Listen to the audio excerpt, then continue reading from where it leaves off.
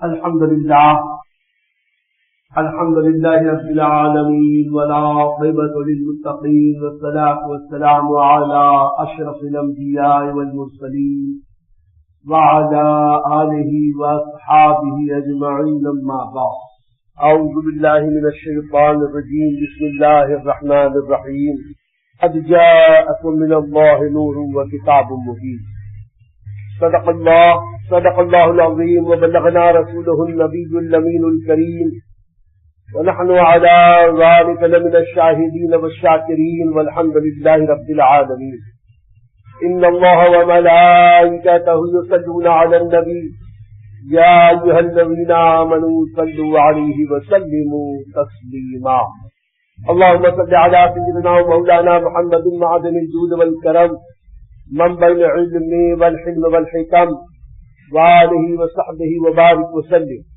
صلاة وسلاما عليك يا رسول الله وعلى آلك وأصحابك يا حبيب الله. رفیقان گرامی، السلام علیکم ورحمۃ اللہ وبرکاتہ. آج ہم امام ترمذی کی شمائل شریف سے اس باب کا انتخاب کر رہے ہیں جس کا نام انہوں نے رکھا باب ما جاء فی لباس رسول اللہ صلی اللہ علیہ وسلم. یہ وہ باب ہے کہ جس میں حضرت امام ترمذی رحمۃ اللہ تعالی علیہ نے حضور سید عالم نور مجسم صلی اللہ تعالی علیہ وسلم کے لباس مبارک کا بیان کیا ہے کہ حضور اکرم صلی اللہ تعالی علیہ وسلم کون سا لباس پہنتے تھے اور لباس پہننے کا انداز کیا تھا. اگر ہم مختصر میں اس کی تمہید پیش کریں تو حضور صلی اللہ علیہ وسلم کا سفید لباس کا پسند کرنا، کرتے کا سب سے زیادہ پسندیدہ ہونا، کرتے کی حیت کیا تھی، اس کی آستینیں کیسی ہوتی تھی، کہاں تک ہوتی تھی، اور اس کے ساتھ ساتھ جب حضور صلی اللہ علیہ وسلم نیا کپڑا زیب تن فرماتے تو اس وقت کیا ارشاد فرماتے، ان سب احادیث کو حضرت امام ترمذی نے اس بات میں جمع کیا. لباس پہننے کے تعلق سے ایک بات یہ خیال رکھنی چاہیے کہ عام طور پر ہم جو لباس پہنتے ہیں اس کا مقصد یہ نہیں ہے کہ ہم بہت خوبصورت نظر آئیں. لباس پہننے کا سب سے پہلا مقصد ہے ستر پوشی ہونا، اپنے بدن کا ڈھانکنا، بدن ڈھک جائے. مقصد یہ نہیں ہے کہ ہم بہت خوبصورت نظر آئیں. یہ اور بات ہے کہ بدن ڈھانکنے سے مراد یہ ہے کہ جتنے بدن کے حصے کو اللہ تعالیٰ نے چھپانا فرض قرار دیا ہے بدن کے اتنے حصے کو چھپایا جائے. اتنا لباس کو فرض ہے بغیر کسی عذر شرعی کے اپنے بدن کے ان حصوں کو جن کو ہر حال میں چھپانا فرض ہے، جسے ستر عورت کہتے ہیں. اگر کسی غیر شرعی وجہ سے اپنے بدن کے اس حصے کو کھول دیا یقیناً یہ بہت بڑا گناہ، بہت بڑا جرم. لباس پہننے کی سب سے پہلی غایت ہے کہ ستر عورت کی جائے، شرم و حیا کا اظہار کرتے ہوئے اللہ کے فرمان پہ عمل کرتے ہوئے اپنے بدن کو چھپا دیں. دوسری بات یہ ہے کہ حالات زمانہ کی رعایت کرتے ہوئے موسموں کا خیال کر آدمی لباس پہنتا ہے. سردیاں ہیں گرم لباس پہنتا ہے، گرمیاں ہیں تو سادے ہلکے پھلکے لباس پہنتا ہے، سفر میں ہے تو ذرا الگ ڈھنگ کے لباس پہنتا ہے، حضر میں ہے تو الگ ڈھنگ کے لباس پہنتا ہے انسان. شادی بیاہ خوشی کے کچھ مواقع آ جائیں، تہوار آ جائیں تو آدمی الگ ڈھنگ کے لباس پہنتا ہے. لیکن لباس پہننا یہ فرض ہے، ستر عورت چھپانا یہ فرض ہے. اس میں بھی اللہ کے حبیب صلی اللہ علیہ وسلم نے ہمیں بہت سارے احکام عطا فرمائے ہیں. خاص طور سے لباس میں 5 قسم کا حکم ہے. حضرت علامہ ابراہیم ابن محمد بیجوری رحمۃ اللہ تعالی علیہ تحریر فرماتے ہیں کہ سب سے پہلی بات تو یہ ہے کہ جس لباس سے لوگوں کی نظروں سے ستر عورت کو چھپا دیا جائے ایسا لباس پہننا واجب ہے، ضروری ہے. یعنی مردوں کے لیے ناف سے لے کے گھٹنے تک یہ تو فرض ہے، فرض ہے، فرض ہے، اس سے تو کوئی روک ہی نہیں سکتا. یہ تو مردوں کے لیے دوسروں کی نگاہوں سے چھپانا یہ فرض ہے. عورتوں کے لیے پورے بدن کا حصہ سوائے چہرے اور یہ ہاتھ کی ہتھیلیوں تک کے گٹھوں تک کے یہ پورا کا پورا بدن چھپانا ان کے لیے فرض ہے. سر کھول کے چلنا ان کے لیے ناجائز ہے، حرام. دوسری بات یہ ہے کہ دونوں عیدوں کے دنوں میں جو اچھا کپڑا اور جمعہ کے دن جو سفید کپڑا پہنا جائے اس کا بھی حکم ہے شریعت میں کہ اللہ توفیق دے عیدین میں اور جمعہ کے روز ذرا اچھا عمدہ سفید کپڑا اللہ کی شکریہ کے طور پر پہنے، اس لیے کہ اللہ نے رمضان کے روزے دیے، قربانی کی عید دی، جمعہ سید الایام ہے، اللہ کا دوگانے شکر ادا کرنے جمعہ پڑھنے کے لیے آنا ہے اور کثیر مجمع ہوگا، دور دور سے مسلمان آئیں گے۔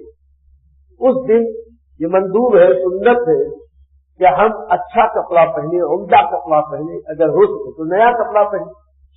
ریشمی لباس کا پہننا مردوں کے لیے حرام، ریشم کے بنے ہوئے کپڑے میں اس کا خیال رہے کہ وہ کپڑا جو ریشم کے کیڑوں سے بنتا ہے، حالانکہ اب اسی زمانہ تو تقریباً وہ ہمارے سماج اور معاشرے سے اٹھ گیا، جو اصلی ریشم ہوتا تھا اس کا کپڑا تو اب نہیں بنتا، لیکن جس دور میں بنتا تھا تو خوشحال لوگ اپنی خوشحالی کا اظہار کرنے کے لیے اس کے کپڑے پہنتے تھے، عورتوں کے لیے جائز ہے، مردوں کے لیے ناجائز ہے، حرام۔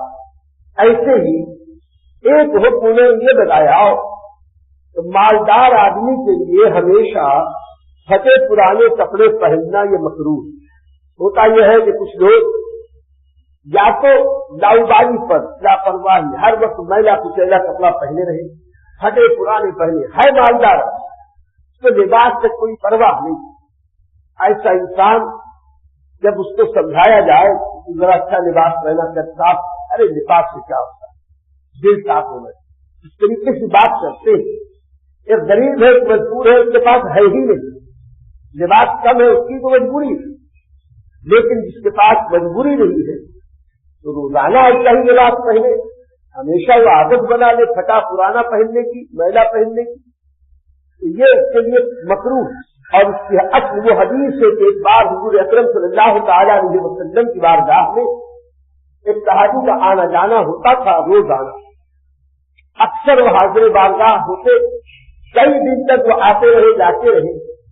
ایک دن حضور صلی اللہ تعالیٰ علیہ وسلم نے ان کی کچھ مدد عرض کی، یا رسول اللہ صلی اللہ علیہ وسلم یہ آپ کا کرم ہے، آپ نے مجھے اس لائق سمجھا، آپ بتا فرما رہے ہیں کیا؟ حضور صلی اللہ علیہ وسلم نے فرمایا کہ تم بہت غریب انسان نظر آتے ہو، یہ لو جا کے کچھ کپڑے وغیرہ بنا لو۔ وہ کہنے لگے یا رسول اللہ صلی اللہ علیہ وسلم اللہ کا بہت احسان ہے، مجھ کو اللہ نے بہت پیسے دیے ہیں، پیسے کی کوئی کمی نہیں ہے، تو میں اپنی عادت سے یہی کپڑے پہنتا ہوں۔ حضور صلی اللہ علیہ وسلم نے فرمایا کہ تمہارے رب کی نعمتوں کا شکر تمہارے کپڑوں سے ظاہر ہونا چاہیے، یعنی اللہ نے تمہیں اگر خوشحال بنایا ہے تو تمہیں بدل کر کچھ ایسے بھی کپڑے پہننے چاہیے کہ تاکہ دیکھنے والے کو یہ سمجھ میں آ کہ اللہ رب العزت نے اس کے اوپر احسان کیا، اسے خوشحال بنایا۔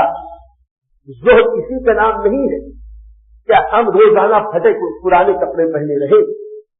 اگر پھٹے پرانے کپڑے پہنو اور اس کے اندر دل میں تکبر پیدا ہو کہ میں تو بڑا متقی پرہیزگار بڑا زاہد ہوں، ایسا زہد کا غرہ یقیناً یہ خود ہی بہت بڑا گناہ ہو جائے گا تصوف کی راہ سے۔ اس لیے علماء فرماتے ہیں کہ حدیث پاک ہے کہ اللہ کی دی ہوئی نعمتوں کا اثر ہمارے لباس سے، ہمارے ذہن سے کچھ ظاہر ہونا چاہیے۔ اب روزانہ پھٹے پرانے کپڑے پہننا یہ مکروہ ہے۔ اب اس کے برعکس مباح کا مطلب کیا ہوا کہ روزانہ اچھے کپڑے پہنے۔ اللہ نے اگر دیا ہے روزانہ صاف ستھرے اچھے کپڑے پہن رہا ہے تو بلا کراہت مباح کا مطلب یہی ہے، اس کے لیے ممانعت نہیں ہے، شرط یہی ہے کہ اللہ کی دی ہوئی روزی کی جو زکات ہے وہ زکات ادا کرتا ہے، سامنے جو بھی دینی کام آتے ہیں وہ کرتا رہتا، ایسا نہیں ہے کہ وہ بخیلی کرتا، دوسرے معاملات کی جو فرائض اور واجبات کے اخراجات ہیں اس میں وہ فرائض اور واجب اخراجات پورے کرتا، بیوی بچوں کے حقوق کو پورا ادا کرتا، اور اس کے بعد اگر وہ اللہ کی اس نعمت کا شکر ادا کرنے کی نیت سے روزانہ صاف اچھے کپڑے پہنتا ہے، اجلے کپڑے، عمدہ کپڑے، کیونکہ وہ شریعت کے اور حقوق ادا کر چکا ہے، اس لیے اس کے لیے یہ ہم نہیں کہتے کہ یہ ناجائز ہے، یہ حرام، لیکن خیر الامور اوسطھا، اس میں بھی اس کا خیال رکھنا چاہیے کہ ایسا نہ ہو کہ اتنی فضول خرچی کی جائے کہ کہ جس فضول خرچی کی وجہ سے دنیا کو کچھ ہرزہ سرائی یا انگشت نمائی کا موقع مل جائے. آج ہمارے نوجوان فیشن کے ایسے دلدادہ ہو گئے کہ کپڑے خریدنے جاتے ہیں, جینس لیتے ہیں 5,000 کی 4,000 روپے, ٹی شرٹ لیتے 2,000-3,000 روپے, تو پیسے کی کمی نہیں. لیکن وہ جینس بھی ایسے فیشن کی لیتے ہیں کہ پہلے کے لوگ پاجامہ یا تہمت وغیرہ باندھتے تھے تو اتنی اوپر سے باندھتے تھے, ناپ کے بھی 4 انگل اوپر سے باندھتے تھے. اب ہمارے نوجوان کپڑے جو سلا رہے ہیں نیا فیشن, وہ ناپ سے بھی 4-6 انگل کے نیچے کا, اور ٹی شرٹ بھی پہنتے ہیں شارٹ ٹی شرٹ یا شارٹ شرٹ 5,000-7,000 روپے خرچ کر دیتے ہیں ایک جینس کے ٹی شرٹ پر, اور وہ پہن کے جب چلتے ہیں کسی کام سے جھکتے ہیں تو پیچھے کی پیٹھ کی سطر والا حصہ کبھی کلتا یوں ہو گئے تو ناک کے نیچے کا سطر والا حصہ دکھائی دیتا. کچھ لوگوں کا حال تو یہ ہے کہ پیچھے سطر نیچے تک پہنتے ہیں کہ باقاعدہ سطر دکھائی دیتی. اور افسوس اس بات کا ہے کہ یہ نوجوان اس کا بھی نہیں خیال کرتے کہ ہم کہاں جا رہے ہیں. بہت سارے ایسے بھی نوجوان نظر آتے ہیں, اللہ معاف فرمائے, کہ مسجدوں میں اسی لباس میں چلے آتے. اب جب نماز پڑھتے ہیں, رکوع میں جاتے ہیں, سجدے میں جاتے ہیں, تو ٹی شرٹ یا جو شارٹ شرٹ ہے یہ اوپر ہو جاتا ہے, جینس کا اور نیچے ہو جاتا ہے, بے ستری ہوتی ہے, حرام کاری ہوتی ہے, گناہ پر گناہ ہوتا. وہ نماز نہیں ہوئی, نماز کا مذاق اڑانا ہوا, یہ مسجد کا ادب نہیں کرنا ہوا, مسجد کے آداب سے کھلواڑ کرنا ہوا. بہت افسوس کی بات ہے کہ ہم کس طرح کے لباس پہنتے ہیں. ہمیں چاہیے کہ ہم اگر ویسا لباس نہ پہن سکے جیسا حضور صلی اللہ تعالیٰ علیہ وسلم پہنتے تھے, کم سے کم ایسا جائز اور مباح لباس کو پہنے کہ اپنی وجہ سے دوسروں کے دلوں میں کراہیت تو نہ پیدا کرے. اس طرح کے لوگوں کو جب لوگ دیکھتے ہیں تو دلوں میں اختلاف پیدا ہوتا ہے, کراہیت آتی ہے کہ کیسے یہ لوگ. اللہ تعالیٰ ہمیں ایسی حرکتوں سے بچائے, ہمارے نوجوانوں کو اپنی سلیم کی دولت عطا فرمائے. لباس پہننا ہے تو حضور صلی اللہ علیہ وسلم کی سنت کریمہ دیکھو کہ وہ کیسے لباس پسند فرماتے ہیں. اس سلسلے میں حضرت علامہ احمد بن جواد الدونی رحمۃ اللہ تعالی علیہ اسی شمائل محمدیہ کی ایک شرح لکھے ہیں, اس کے اندر تحریر فرماتے ہیں کہ حضور جان نور سید عالم صلی اللہ علیہ وسلم اپنا قومی لباس پسند کرتے تھے, اور لباس کے پہننے میں کسی پر فوقیت پسند نہیں فرماتے تھے. قومی لباس کا مطلب یہ ہوا کہ عرب قوم میں جس لباس کا رواج ہے اس لباس کو حضور صلی اللہ علیہ وسلم پسند فرمائے. اب یہاں کوئی یہ نہ سوچے کہ عرب قوم تو کافر تھی, مشرک تھی, مشرکوں کے لباس کو پسند فرماتے تھے.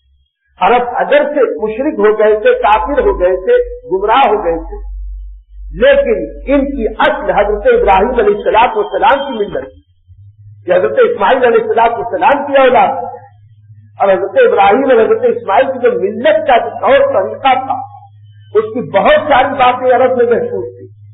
تو عرب میں یہ خانہ کعبہ کی عزت, خانہ کعبہ کا طواف, صفا مروہ کی سعی, مینا مزدلفہ عرفات حج کے دنوں میں جانا, یہ کافر و مشرک بھی کیا کرتے. اس لیے نہیں کہ کفار و مشرکین کا یہ دھرم تھا, بلکہ زمانے ابراہیم علیہ السلام اور زمانے اسماعیل علیہ السلام کی وہ یادگار برکتیں باقی تھی, اس لیے یہ ساری باتیں باقی تھیں. انہیں نے لباس کی ہے کہ عرب کے لوگ لباس کے معاملے میں, زبان کے معاملے میں بڑے ہی غیور تھے. وہ اپنے لباس, اپنی قومیت, اپنی زبان کی بڑی حفاظت کرتے تھے. اس لیے وہ ملت حنفیہ کے مطابق اپنے وہ اسی لباس میں محفوظ رکھے ہوئے تھے جو حضرت ابراہیم اور حضرت اسماعیل علیہ السلام تسلیم کے زمانے سے چلا آتا. اس لیے حضور اقدس سید عالم صلی اللہ علیہ وسلم اپنے قومی لباس کو پسند فرماتے.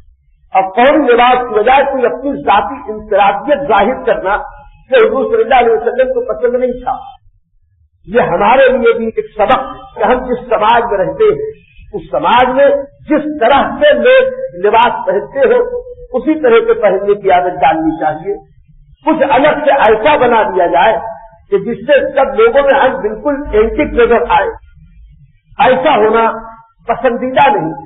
اگر جائز اور حلال ہے کپڑے کا پہننا تو ہم منع تو نہیں کر سکتے, لیکن حضور صلی اللہ تعالیٰ علیہ وسلم کا طریقہ یہ ہے کہ جو ہمارے سماج اور معاشرے میں ماحول ہے اس کے مطابق کیا جائے. اگر ہمارے سماج میں 2 لباس کا 3 لباس کا طریقہ رائج ہے تو 2 ہی 3 لباس پہنا جائے. ہمارے سماج میں سر پہ ٹوپی رکھنے کا رواج ہے تو ننگے سر کی عادت نہ ڈالی جائے.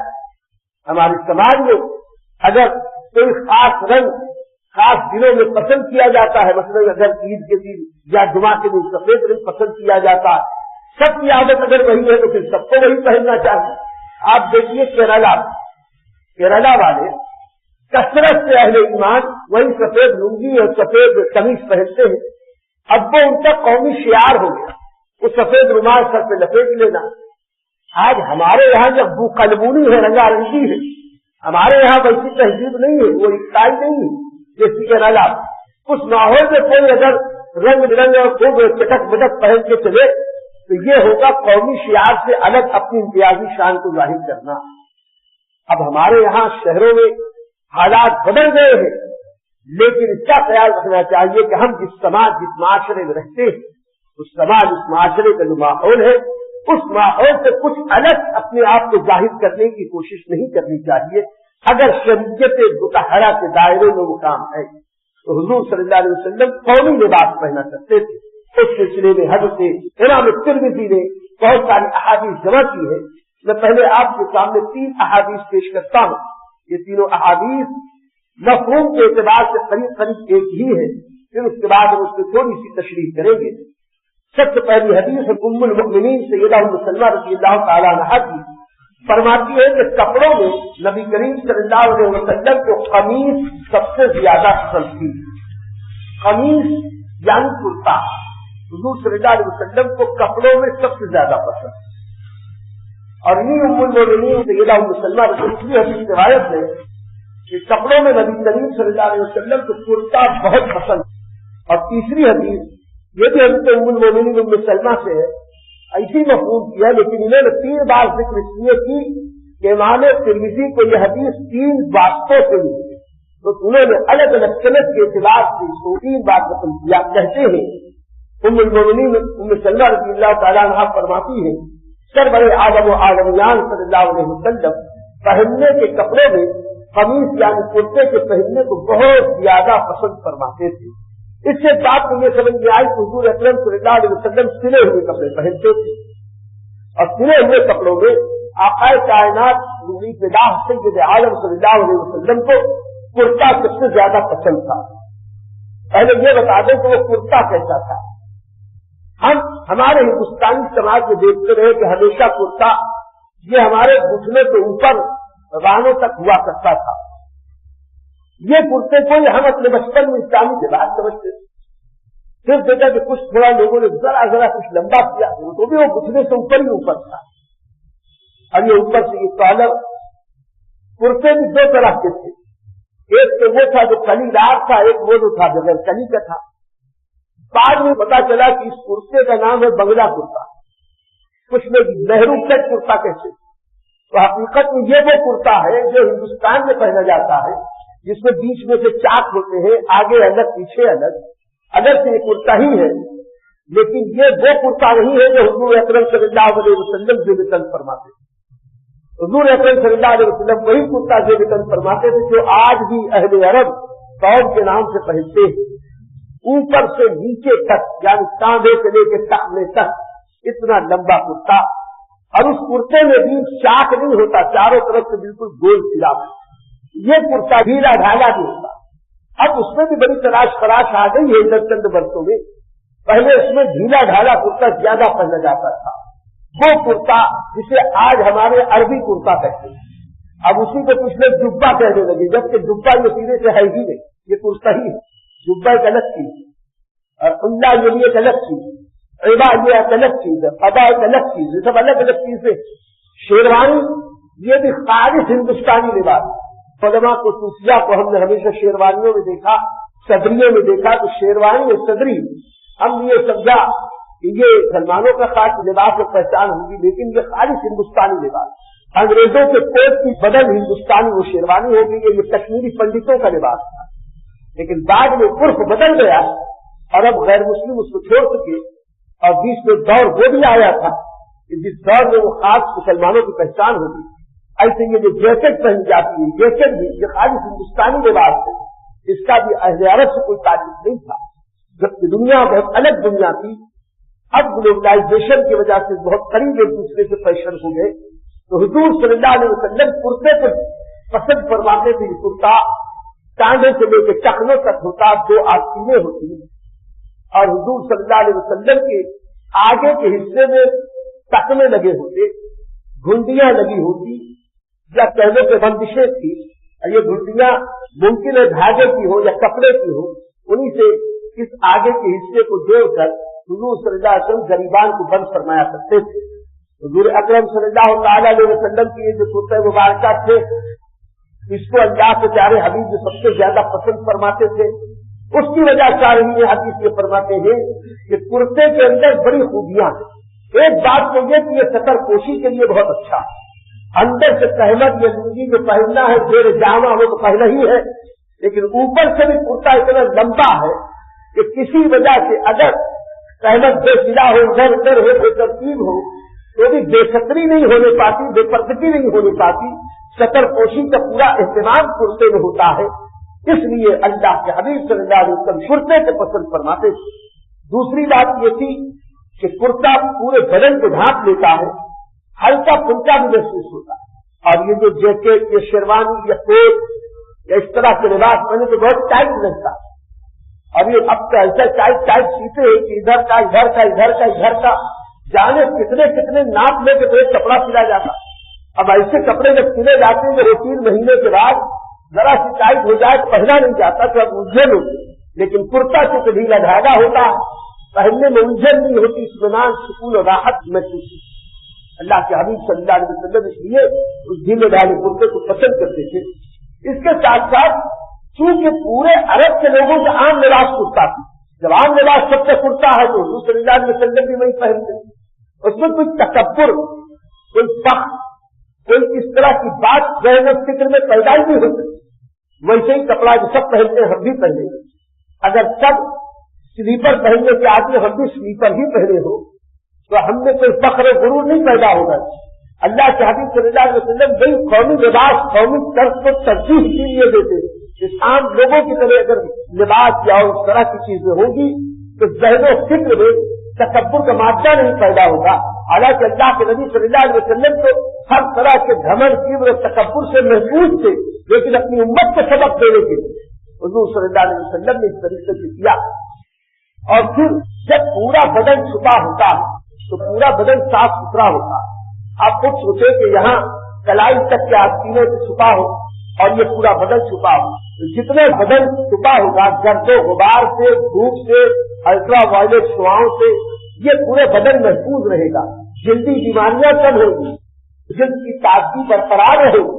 اور وہ لوگ جو عادی ہیں ٹی شرٹ وغیرہ پہننے کے، وہ خود محسوس کرے کہ بدن کا وہ حصہ جو کپڑے سے چھپا ہوتا ہے اور بدن کا وہ حصہ جو کپڑے سے آزاد رہتا ہے، دونوں کے رنگ میں کرے تازگی میں، جلد کی حیثیت میں اور بعد میں بیماریوں میں بھی ان دونوں حصوں میں بہت فرق ہوتا۔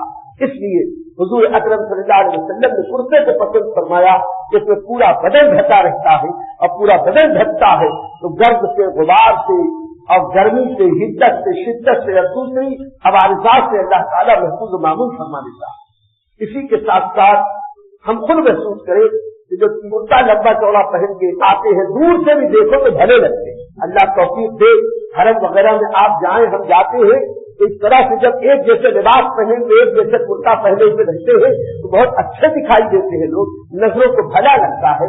اس لیے بھی حضور صلی اللہ علیہ وسلم اس کو پسند فرماتے تھے کہ اس لباس کو دیکھو تو خوبصورتی نظر آتی ہے، اور ایک وقار، ایک عظمت ظاہر ہوتی ہے، ایک سنجیدگی کا مظاہرہ ہوتا ہے۔ اسی لیے حضور صلی اللہ علیہ وسلم کو کرتا پہننا مرغوب خاطر تھا۔ اسی کے ساتھ ساتھ حضور اکرم صلی اللہ تعالی علیہ وسلم کی زاہدانہ زندگی کی تشریح میں ہم جب آگے دیکھتے ہیں تو بہت حیرت ہوتی ہے میرے دوستوں۔ حضرت علامہ بیجوری شافعی رحمۃ اللہ تعالی علیہ تحریر فرماتے ہیں کہ حضور صلی اللہ تعالی علیہ وسلم کے پاس صرف اور صرف ایک قمیص رہی، یعنی ایک سے زیادہ قمیص رکھنے کا اللہ کے حبیب صلی اللہ علیہ وسلم نے کبھی خیال بھی نہیں کیا، عادت بھی نہیں بنائی۔ جب بھی وہی ایک ہی قمیص رہی، جب تک وہ قمیص ہے اللہ کے حبیب صلی اللہ علیہ وسلم تو اس کی قمیص نہیں بنی۔ اور آپ سوچیں گے کہ کپڑا کیسے بدلتے؟ یقیناً کپڑا بدلنے کے لیے دھلنا ہے، رات میں یا دوپہر میں، ظہر سے پہلے، فجر کے بعد گھر میں گئے، دھل کے اس کو سوکھنے کے لیے ڈال دیا، اس وقت چادر لپیٹ لی، دنیا کو کم کم استعمال کرنے کا سبق دیا، ایسا سبق دیا کہ کم سے کم جس سے کام چل سکے تو صرف ایک قمیص ہمیشہ رہے۔ اور یہ علامہ بیضوی اپنی طرف سے نہیں کہتے، حضرت ام المومنین عائشہ صدیقہ رضی اللہ تعالی عنہا کی روایت بیان کرتے ہیں، فرماتی ہے کہ حضور پاک سید عالم صلی اللہ علیہ وسلم صبح کے کھانے سے شام کے لیے اور شام کے کھانے سے صبح کے لیے کچھ بھی بچا کر نہیں رکھتے۔ اگر کبھی کہیں سے کچھ تحفہ کچھ ہدیہ آتا تھا، زیادہ کھانا آ جائے، جتنی ضرورت ہو اتنا بچا کر لینا، باقی سب لوگوں کو ضرورت مندوں کو عطا کر دینا، اور پھر وہاں سارے صفا تو رہتے ہی، یعنی ایک سے دوسرے وقت کے لیے کچھ بھی بچا کے نہ رکھتے، سب کچھ تقسیم فرما دیتے۔ اور حضرت عائشہ فرماتی ہے کہ بیعت وقت حضور صلی اللہ علیہ وسلم کے پاس کسی چیز سے 2 جوڑے نہ ہوتے، نہ نبی اکرم کے پاس کبھی 2 قمیص ہوئی، نہ کبھی 2 چادریں ہوئی، نہ کبھی 2 لنگیاں ہوئی، اور نہ کبھی 2 جوڑے جوتے ہوئے۔ اللہ کے نبی صلی اللہ علیہ وسلم نے جب بھی اگر کوئی نئی لنگی لی تو پرانی لنگی خیرات، نئی چادر کہیں سے آ گئی، اللہ کے حبیب صلی اللہ علیہ وسلم نے پرانی چادر کسی کو عطا فرمائی۔ یعنی جب بھی ہوا ایک لنگی ایک چادر، 2 چادر کبھی نہیں ہو سکی، 2 لنگی کبھی نہیں ہوئی، اور 2 قمیص کبھی نہیں ہوئی، یہاں تک کہ 2 جوڑی جوتے کبھی نہیں ہوئی۔ یہاں یہ سمجھ لیں کہ اللہ تعالیٰ کے پیارے حبیب صلی اللہ علیہ وسلم کیسی زاہدانہ زندگی گزارتے، کیسی درویشانہ زندگی گزارتے تھے، دنیا کو کتنا ناپسند فرماتے تھے کہ جتنی ضرورت ہے بس ضرورت بھر دنیا استعمال کی جائے۔ اور آج ایسا بھی ہو جاتا ہے کہ صاحب کچھ عورتیں تو عورتیں، مردوں کا حال یہ ہوتا ہے کہ ہر سوٹ کا جوتا الگ، خود اپنے یہاں شادی ہے تو الگ بات ہے کہ بھائی ہمارے یہاں شادی ہے۔ ہم نے ایسوں کو بھی دیکھا ہے، باقاعدہ ان سے بات ہوئی کہ محلے میں کسی کے یہاں شادی ہے تو یہ 70 سال یا 60 سال کا بوڑھا یہ جاتا ہے نیا کپڑا خریدنے کے لیے، کپڑے کی دکان پہ کہتا ہے کپڑا بتاؤ بھائی، ارے بھائی ابھی اس دن تو آپ آج سے لیے تو نیا کپڑا، ارے بھائی فلاں کے یہاں شادی، وہ رشتے دار بھی نہیں ہے، محلے میں شادی ہے، 60 سال کا ہو گیا، محلے میں شادی تو نیا کپڑا، اور نیا کپڑا لے کے آئیں گے تو پھر نیا جوتا۔ اللہ کی دی ہوئی نعمتوں کا اس طریقے سے استعمال کرنا، ہم نہیں سمجھتے کہ اس کو کوئی دانشمند اور سنجیدہ انسان پسند کرے گا، ہم اس کو ناجائز اور حرام نہیں کہہ رہے، لیکن حد اعتدال بھی کوئی چیز ہے، میانہ روی بھی کوئی چیز ہے، ہمیں اس کا خیال رکھنا چاہیے کہ ہم اس نبی کے ماننے والے ہیں کہ جس نبی صلی اللہ علیہ وسلم اس دنیا میں رہے تو ایک جوڑا جوتا ہے تو یہ دوسرا نہیں خریدا، اور آج ہمارے یہاں 10 جوڑی جوتے گھر میں ہیں، اور ہر بار نیا نیا جوتا، نیا نیا جوتا، اور جو بھی جوتے پیسے 2-2 ہزار 3-3 ہزار 5-5 ہزار کے، ایک صاحب کو دیکھا جوتی ان کی بڑی خوبصورت تھی، میں دیکھنے لگا تو وہ صاحب کہنے لگے کہ حضرت 5 ہزار کی ہے، میں نے کہا کوئی بات نہیں، اللہ نے آپ کو دیا ہے، اچھی بات ہے۔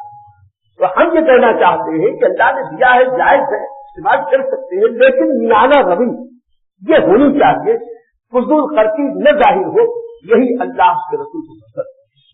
اب اگلی حدیث حضرت اسماء بنت یزید رضی اللہ تعالیٰ عنہا کی روایت کرتا فرماتی ہے کہ حضور سید الانس والجان پیغمبر اسلام رسول کریم رؤوف الرحیم صلی اللہ علیہ وسلم کی قمیص کی آستین کلائی تک ہوتی، کلائی سے مراد یہ حصہ کہ ہتھیلی اور کلائی کا جوڑ ہے، حضور صلی اللہ علیہ وسلم کی آستینیں یہاں تک ہوتی۔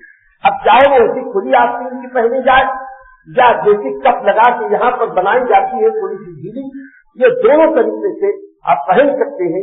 سنت یہی ہے کہ یہاں تک کی آستین، لیکن یہ آستین کچھ ڈھیلی ڈھالی ہونی چاہیے، اتنی ڈھیلی ڈھالی ہو کہ جب وضو وغیرہ کرنا ہو تو آسانی کے ساتھ یہ ہم اوپر کو چڑھا سکتے۔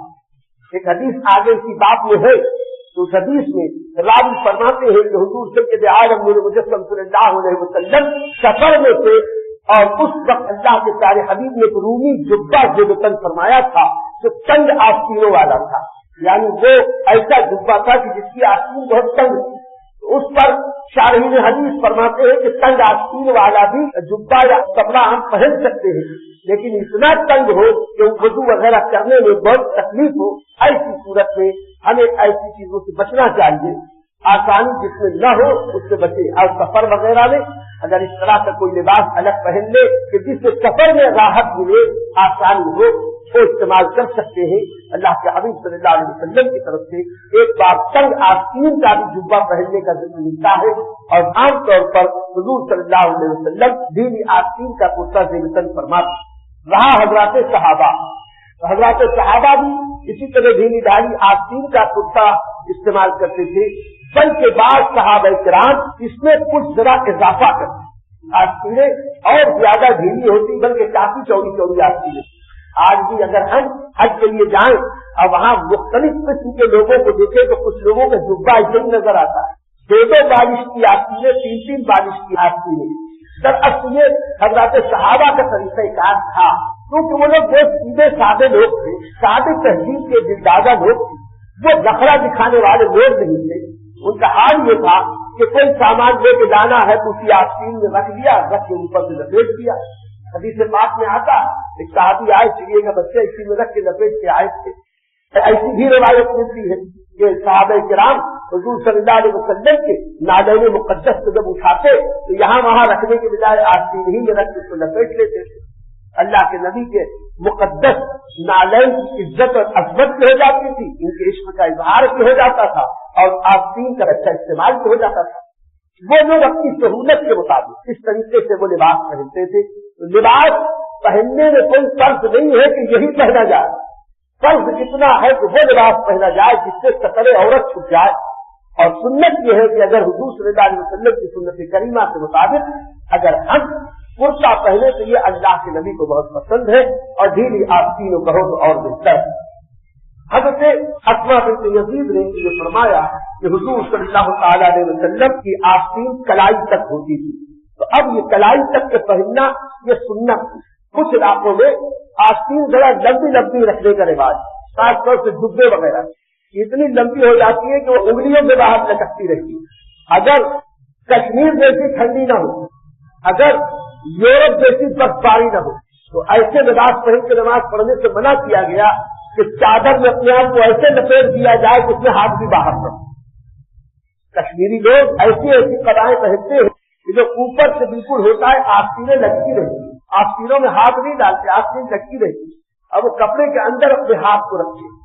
اس کی وجہ صرف یہی ہے کہ وہاں موسم اتنا سخت ہے، وہ ان کی مجبوری اس موسم کی سختی سے بچنے کے لیے، سردی سے بچنے کے لیے وہ اندر ایسے کر لیتے ہیں. ورنہ اس طریقے سے اپنے آپ کو ایسا پھنسا لینا کہ آدمی بالکل مجبور ہو جائے کہ ہاتھ پاؤں نہ چلا سکے، اپنی حفاظت نہ کر سکے، اپنی ضرورت نہ پوری کر سکے، اس کو مکروہ قرار دیا. تو آستین جب بھی سلائی جائے وہ ہمارے کلائیوں تک کی سلائی جائے، اور ایسی آستین سلانا جو انگلیوں سے باہر ہو جائے اس کو فقہاء کرام نے خلاف سنت اور مکروہ قرار دیا ہے، اس سے بچنا چاہیے. اگلی حدیث حضرت قرہ ابن ایاس رضی اللہ تعالیٰ عنہ کی ہے.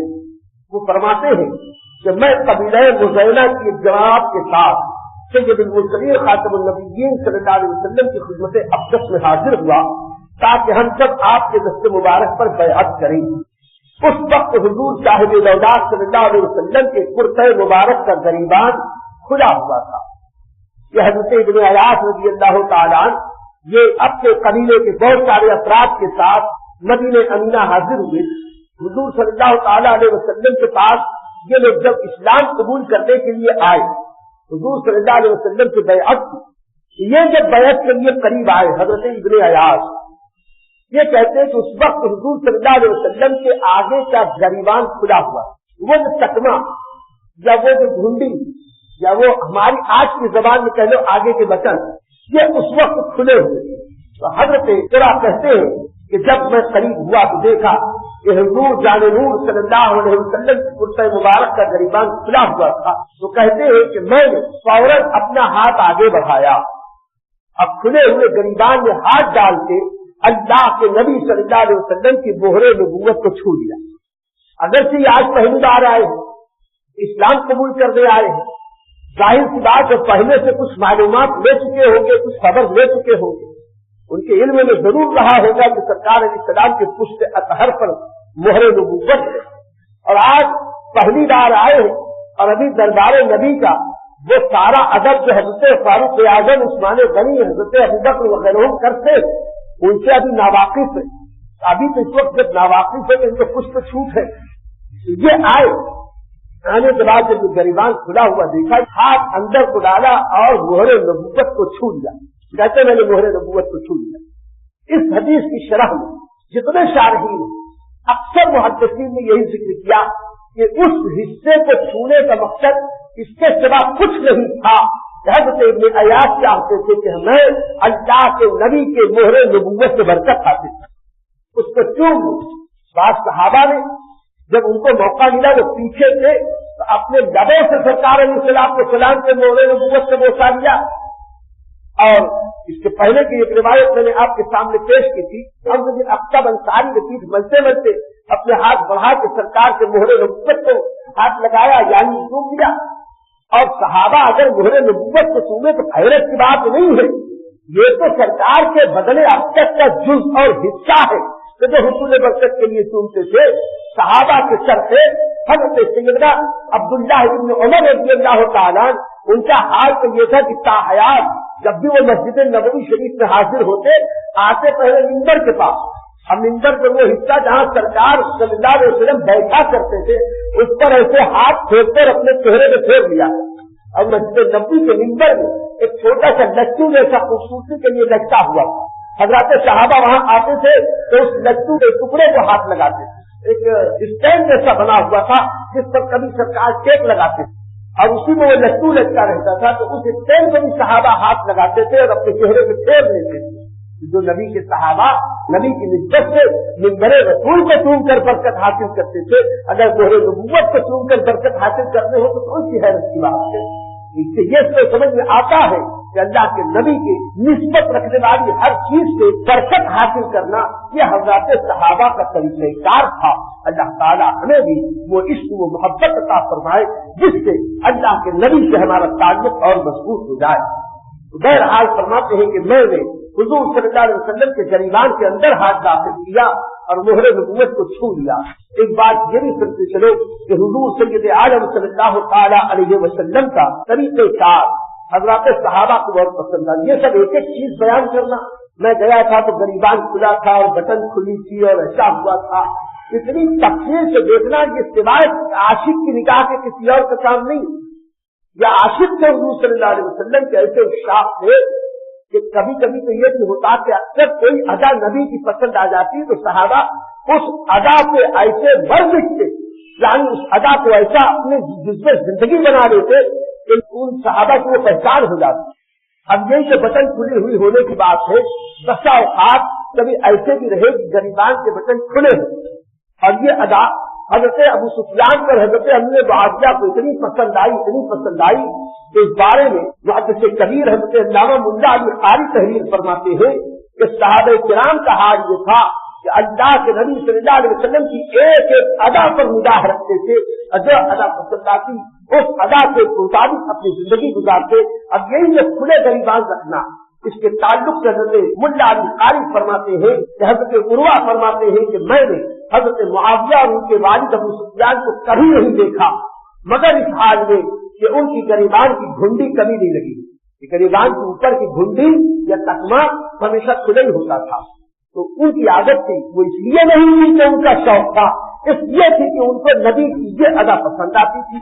وہ اپنے گریبان کی گھنڈی ہمیشہ نہیں رکھتے تھے. اور اکثر صحابہ کرام حضور صلی اللہ علیہ وسلم کے فرمان کے مطابق وہ اکثر پوری بٹن لگائے ہوتے تھے اور جو اوپر کا جو جبہ ہوتا ہے اس پہ کھلے گلے کا رکھنا یہ صحابہ کرام کا طریقہ تھا. اور آج بھی اہل جبہ ہے وہ اسی طریقے کا جبہ پسند کرتے ہیں جیسا حضور صلی اللہ تعالی علیہ وسلم کے دور میں پہنا جاتا تھا. تو بہرحال حضرات صحابہ رضوان اللہ تعالی علیہم اجمعین کا اطاعت و فرما برداری رسول کا وہ مقدس و پاک جذبہ تھا. اسی کی بدولت آج امت محمدیہ کے پاس حضور صلی اللہ علیہ وسلم کی ایک ایک سنت حضور صلی اللہ علیہ وسلم کا ایک ایک عمل ایک ایک ادا محفوظ ہے. اور جیسی سرکار کی ادائیں محفوظ ہے جیسے سرکار کی زندگی محفوظ ہے ایسی کائنات میں کسی بندے کی زندگی محفوظ نہیں ہے. وہ ذات ہے ہمارے آقا علیہ الصلوۃ والسلام. میرے دوستو یہ جو 5 حدیثیں اس سے پہلے گئی اس میں قمیص مبارک کا ذکر تھا، وہ میں نے بتا دیا کہ حضور صلی اللہ علیہ وسلم کپڑے میں قمیص کو سب سے زیادہ پسند فرماتے تھے۔ یہ قمیص کاندھے سے لے کر ٹخنے تک ہوا کرتی تھی، قمیص کی آستین یہ کلائی تک ہوا کرتی تھی، ڈھیلا ڈھالا لباس ہوتا تھا، اور یہ اتنا ڈھیلا ڈھالا کہ بیٹھنے اٹھنے چلنے پھرنے میں آسانی ہو اور سطر پوشی بھی ہو، دکھائی دینے میں آدمی باوقار نظر آئے، باعزت نظر آئے۔ حضور صلی اللہ علیہ وسلم سفید رنگ کے کرتے یا سفید رنگ کی قمیص کو بہت پسند فرماتے تھے، اور خاص بات یہ بھی ہے کہ حضور صلی اللہ علیہ وسلم کے پاس اگر ایک قمیص ہوتی تو دوسری قمیص استعمال نہ فرماتے، اگر کوئی دوسری قمیص نہ پیش کرتا تو اس کو پہن لیتے، پہلی والی اللہ کی راہ میں خیرات کر دیتے۔ کوئی ایک لنگی لا کے نظر کرتا، تحفہ پیش کرتا تو حضور صلی اللہ تعالی علیہ وسلم پہلی والی لنگی کو صدقہ کر دیتے یا کسی کو عطا فرما دیتے۔ اس ضمن میں وہ حدیث بارہ آپ نے سنی۔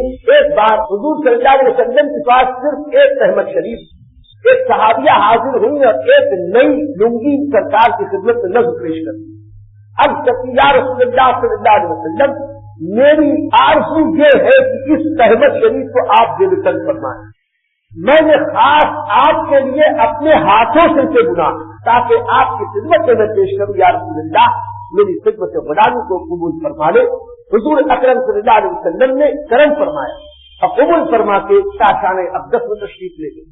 سرکار وہاں سے باہر واپس آئے تو لوگوں نے دیکھا کہ سرکار علیہ السلام کے بدن اطہر پر نئی لنگی ہے، وہی لنگی جو ابھی ابھی تحفے میں نظر میں آئی ہے۔ ابھی سرکار علیہ السلام بیٹھے تھے، حضرت عبد الرحمن ابن عوف کے منہ سے نکلا، یا سیدی یا رسول اللہ صلی اللہ علیہ وسلم، یہ لنگی مجھ کو بہت پسند آ رہی ہے، اگر آپ کرم فرما دیں تو بہت اچھا۔ حضور اکرم صلی اللہ تعالی علیہ وسلم نے فرمایا بہتر ہے ٹھیک، یہ کہتے سرکار خاموش۔ مسجد کے اختتام کو آقا علیہ السلام نے فرمایا ذرا رکو میں آتا ہوں۔ سرکار علیہ السلام پھر کاشان اقدس میں گئے، وہی پرانی لنگی، وہی پرانا تہبت شریف، اسی کو پھر دے میں چند فرما کے واپس آئے اور ہاتھ سے یہ لنگی لا کے عبد الرحمن ابن عوف کو دیتے ہیں کہ یہ لو، تم کو پسند تھی، میں نے تمہیں عطا کر دی۔ اللہ کے حبیب صلی اللہ علیہ وسلم واپس چلے گئے تو صحابہ کرام نے حضرت عبد الرحمن ابن عوف کو سرزنش کرنی شروع کر دی، کہنے لگے کہ عبد الرحمن تمہارے پاس کمی ہے لنگی؟ تمہیں پتا نہیں کہ اس وقت حضور اکرم صلی اللہ تعالی علیہ وسلم کو زیادہ ضرورت تھی اس کپڑے کی۔ دیکھ رہے کہ سرکار علیہ السلام کے بدن اقدس پر کیسی لنگی ہے؟ تو انہوں نے اپنی آنکھوں میں آنسو لا کے کہا تھا کہ خدا کی قسم، مجھ کو کپڑے کی ضرورت نہیں تھی، مجھ کو نسبت رسول کی ضرورت تھی۔ میں نے یہ لنگی صرف اس لیے حاصل کی ہے کہ میں وصیت کر جاؤں گا کہ میرے انتقال کے بعد اسی لباس میں، نبی کے اسی تبرک میں مجھ کو کفن دیا جائے اور مجھ کو قبر میں دفن کیا جائے۔ اور پھر ویسے ہی ہوا کہ ان کے وصال اقدس کے بعد ان کے دفن کے ساتھ اللہ کے نبی صلی اللہ علیہ وسلم کی وہ لنگی مبارک احمد شریف بطور تبرک اسی میں انہیں سپنایا گیا۔ یہ ہے حضرات صحابہ کا عشق، حضرات صحابہ کا محبت رسول کا جذبہ، فدائیت رسول کا جذبہ، اور یہی وجہ ہے میرے دوستوں کہ آج تک اللہ کے نبی کی ایک ایک ادا مچی۔ اب اگلی جو احادیث آ رہی ہے انشاءاللہ ان احادیث میں اللہ کے نبی صلی اللہ علیہ وسلم کے دوسرے لباس اور جو دوسری چیزیں جو ذکر فرمایا ہے اس کا ذکر کریں گے۔ اللہ تعالی ہم سب کو سنت رسول صلی اللہ علیہ وسلم پر عمل کرنے کی توفیق عطا فرمائے۔ وآخر دعوانا ان الحمد للہ رب العالمین۔